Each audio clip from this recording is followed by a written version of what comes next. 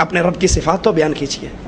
من ای جنس ہوا، ام ہوا من فضہ ام ہوا من ذہب، وہ سونے کا ہے، چاندی کا ہے، کس جنس کا ہے؟ قرآن حکیم میرے رب کا تعارف کرواتا ہے. قل هو اللہ احد، اللہ ایک ہے. اللہ الصمد، بے نیاز ہے. لم یلد ولم یولد، نہ اس کی اولاد ہے نہ اس کے ماں باپ ہے. وہ تنہا ہے، اکیلا ہے، یکتا ہے، وحدہ لا شریک ہے. نہ کوئی اس میں سے نکلا ہے اور نہ کسی نے اس کی طرف وصال کیا ہے. نہ کوئی واصل باللہ ہے، نہ کوئی اللہ سے نکلا ہے، نہ اللہ میں داخل ہوا ہے، نہ اللہ کسی میں فنا ہوا ہے، نہ کوئی اللہ میں فنا ہوا ہے. یہی تو وہ کفر کا عقیدہ تھا جو عیسائیوں نے کہا تھا کہ تین مل کے اللہ بنتے ہیں. عیسیٰ، مریم، اللہ، یہ تین 1=3. یہی تو کفر تھا. اور یہی یہ حضرت فرما رہے ہیں کہ ہمارے جو شیخ تھے وہ واصل باللہ تھے، ان کا اللہ کے ساتھ وصال ہو گیا، واپس اللہ میں فنا ہو گئے. اور ان کا مصلی کی شان کیا تھی؟ حضرت تو حضرت رہ گئے.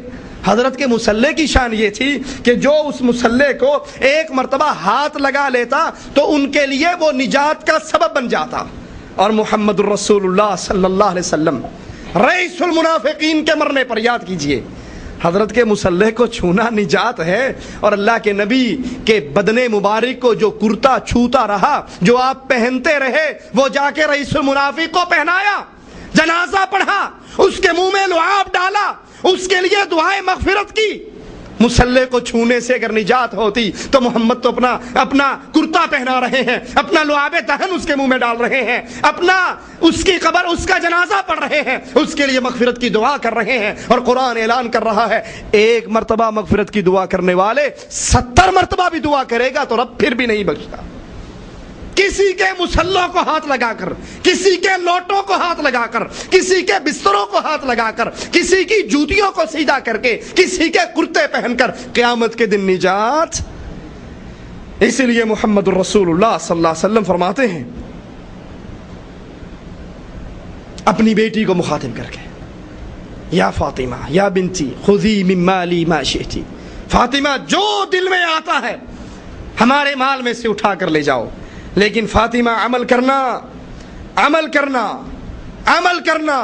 اگر قیامت کے دن تم پکڑی گئی تو محمد رسول اللہ تمہیں نہیں چھڑا سکیں گے. آپ نے فرمایا اے میری امت، کہیں یہ نہ ہو قیامت کا دن ہو، اونٹ تمہاری گردنوں کو اپنے منہ میں دبو چکا ہو، تم بلبلا رہے ہو، مجھے تلاش کر رہے ہو، اور حشر میں مجھے تلاش کر کے میرے پاس آؤ اور کہو اے نبی ہماری مدد کیجئے. وہاں پر میرا ایک ہی جواب ہوگا قد بلغت، میں دنیا میں پورا دین بیان کر چکا تھا. نہ کسی کے کرتوں پہننے سے نجات ہے، نہ کسی کا مصلی تھامنے سے نجات ہے، نہ کسی کی جوتیاں چھونے سے نجات ہے. نجات اس اسلام کے اوپر، اس دین کے اوپر عمل کرنے میں. اور جب دین اسلام کے ساتھ عقیدے میں شرک داخل ہوگا، جب دین اسلام کے ساتھ بزرگوں کو وہ طاقتیں دی جائیں گی کہ یہ جو چاہے تصرف کر گزرے، اللہ کے حقوق پہ جیسے مرضی ڈاکہ ڈال لے، تو پھر سمجھ لیجئے یہ دین انسان کا شرک کی لعنت کی وجہ سے برباد ہو جاتا. یہ صفحہ 77 ہے. یہاں پہ فرماتے ہیں عبداللہ خان رئیس کا گھوڑوں کا استبل تھا، ویران کوٹری تھی. انگریز رشید احمد گنگوہی کو گرفتار کرنا چاہتے تھے. یہ آ کر اس کی کوٹڑی میں چھپ گئے. کہتے ہیں خدا جانے مخبر کون اور کس بلا کا پتلا تھا جس نے عین وقت پر روپوشی کی کوٹڑی تک متعین بھی کر دیا. چنانچہ پولیس انگریز افسر گھوڑوں پر سوار ہوئے اور حضرت کے عبداللہ خان کے استبل میں پہنچ گئے. ادھر ادھر کی باتیں کی، گویا اپنے نا وقت آنے کو چھپا رہے ہوں. جہاں دیدہ تجربہ کار دور سے تاڑ گئے. لیکن اب کیا کریں، چلتے چلتے چلتے گھوڑوں کہا میں تیرے گھوڑے خریدنے کے لیے آیا ہوں. اچانک اس کوٹھڑی پہ پہنچے جہاں مولانا رشید احمد گنگوہی بند تھے تو فوراً ہاتھ مار کے دروازہ کھول دیا. کہا ادھر دروازہ کھلا، ادھر عبداللہ خان کا دل اچھل کے اس کے حلق میں آ گیا کہ بس ابھی حضرت پکڑے جائیں گے، میری تو خیر ہے، میں تو جو مارا گیا سو مارا گیا، حضرت بھی پکڑے جائیں گے.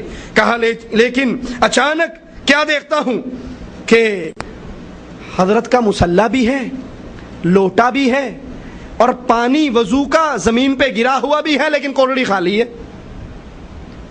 تو کہا میں دل ہی دل میں حضرت کی کرامت پر داد عیش دینے لگا کہ واہ حضرت کیا کمال ہے. ہم سارے کھڑے دیکھ رہے ہیں، حضرت غائب ہیں.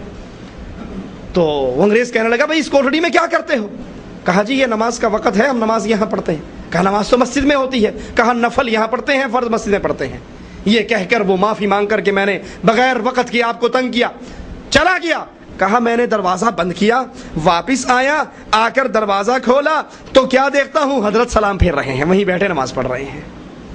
اب آئیے ذرا حضرت کی اس شان میں جو یہ جھوٹ بولا گیا ہے، اس کو رسول اللہ صلی اللہ علیہ وسلم کے سفر معراج پر پیش کرتے ہیں۔ اللہ کے نبی صلی اللہ علیہ وسلم کے گھر کا احاطہ کر لیا گیا، کفار قتل کرنے کے لیے تیار ہیں، ہر قبیلے کا آدمی ہے۔ تو کیا خیال ہے اللہ کے نبی صلی اللہ علیہ وسلم نظروں سے غائب نہیں ہو سکتے تھے؟ عرش والے نے آسمان سے جبرائیل کو بھیجا، جبرائیل نے مٹی اللہ کے نبی کو دی، اللہ کے نبی نے وہ مٹی ان کفار کی طرف پھینکی اور وہاں سے نکال کر آپ کو جبرائیل علیہ الصلوۃ والسلام لے چلے۔ کفار اندر جا کر دیکھتے ہیں اللہ کے نبی موجود نہیں ہیں، وہ اپنے گھوڑ سواروں کو دوڑاتے ہیں، سراقہ تعاقب کرتے ہوئے رسول اللہ صلی اللہ علیہ وسلم کے پیچھے پہنچتا ہے۔ ابو بکر صدیق رونے لگ جاتے ہیں۔ آپ کہتے ہیں صدیق کیوں رو رہا ہے؟ کہا آقا اپنی جان پر نہیں رو رہا، آپ کی جان کو خطرے میں دیکھ کر رو رہا ہوں۔ یہ 2 نیزے کے فاصلے پر سراقہ رہ گیا ہے، یہ پہنچ گیا ہے۔ اللہ کے نبی نے کہا صدیق فکر نہ کرو، یہ ہمارے قریب نہیں آ سکتا۔ اپنے ہاتھوں کو اٹھاتے ہیں، کہتے ہیں اللہ تو جیسے چاہتا ہے سراقہ سے سلوک کر۔ اس کا جانور، اس کا گھوڑا اپنے قدموں سمیت زمین کے اندر غرق ہو جاتا ہے، دھس جاتا ہے، پھنس جاتا ہے۔ اللہ کے نبی صلی اللہ علیہ وسلم کو نکالنے کے لیے جبرائیل آتے ہیں، کفار پیچھے تعاقب کرتے ہیں، لیکن حضرت کو نبی سے بڑھ کر شان دی ہے کہ انگریز آ کر دروازہ کھولتا ہے تو مصلی خالی ہے، اور جب وہ چلا جاتا ہے اسی مصلی پہ کھڑے نماز پڑھ رہے ہیں۔ یہ شان رسول اللہ صلی اللہ علیہ وسلم کو کیوں نہ ملی؟ آگے بڑی پیاری بات کہتے ہیں، آپ نے اکثر سنا ہوگا نا کہ یہ جو وہابی ہیں یہ اصل میں ان کا وجود نہیں ہے، یہ انگریزوں کی پیداوار ہے۔ سنا یا نہیں سنا؟ یہ انگریزوں کی پیداوار ہے، بس یہ انگریزوں کے زمن سے پیدا ہوئے، انگریزوں کے بے ہی خواہ ہیں، اصل میں ان کی کوئی اصل نہیں۔ حالانکہ ہماری اصل کب سے ہے؟ جب سے محمد رسول اللہ ہے۔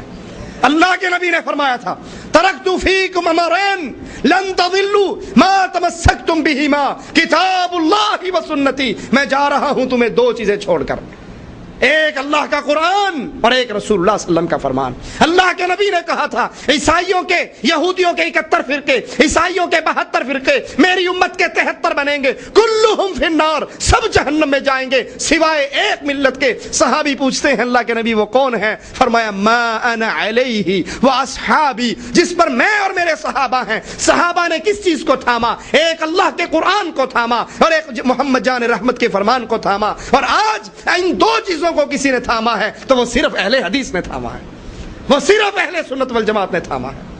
کسی نے قرآن و حدیث کے ساتھ اپنے حضرت کے ملفوظات، کسی نے 4 امام نتھی کیے، کسی نے 12 امام نتھی کیے، کسی نے اس شیخ کو پکڑا، کسی نے اس شیخ کو پکڑا، لیکن اہل سنت نے اللہ کے فرمان، محمد رسول اللہ کے فرمان کے بعد کسی اور کی حاجت محسوس نہیں کی۔ جب سے اللہ کے رسول ہیں، جب سے صحابہ ہیں، اسی وقت سے اہل سنت ہیں، اسی وقت سے اہل حدیث ہیں۔ آئیے ذرا یہ نقطہ بھی صاف ہو جائے کہ اہل حدیث انگریز کی پیداوار ہے۔ اصل میں انگریز کے خیر خواہ کون ہیں؟ صفحہ 79 پہ لکھتے ہیں کہ آپ حضرات اپنی، رشید احمد گنگوہی اور ان کے اساتذہ، آپ حضرات اپنی مہربان سرکار کے دلی خیر خواہ تھے۔ سرکار کون تھی؟ انگریز کی حکومت تھی نا۔ تو کہتے ہیں حضرت اپنی مہربان سرکار کے دلی خیر خواہ تھے۔ چند روز کے لیے لوگوں نے ان کے درمیان تفریق تو کروانا چاہی، لیکن وہ کامیاب نہ ہو سکے، اور یہ اپنی قوم کے سب سے زیادہ دلی بہی خیر خواہ تھے۔ یہ تو انگریزوں کے خیر خواہ تھے، اسی لیے جب دارالعلوم کی 100 سالہ جشن منایا تو اس کا صدر مہمان خصوصی کس کو بنایا؟ اندرا گاندھی کو، کیونکہ سرکار کے بہی خواہ تھے، سرکار کی موافقت چاہیے تھی۔ آئیے